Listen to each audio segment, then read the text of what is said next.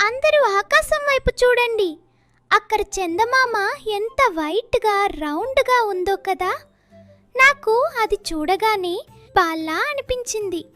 అమ్మని అడిగాను, అమ్మా నాకు ఆ వైట్ బాల్ కావాలి, ఆడుకుంటా అని. అమ్మ నవ్వి ఊరుకుంది. నాకు కోపం వచ్చింది. నేనే తెచ్చుకుంటా పో అని గాలిలోకి ఎగిరాను. ఎంత ఎత్తు ఎగిరినా ఆ చందమామ అందట్లేదు. నా చేతికి చిక్కకుండా పారిపోతున్నాడు. అలసిపోయాను. కళ్ళల్లో నీళ్లు వచ్చాయి. అప్పుడు అమ్మ ఒక గిన్నెలో నీళ్లు తెచ్చింది.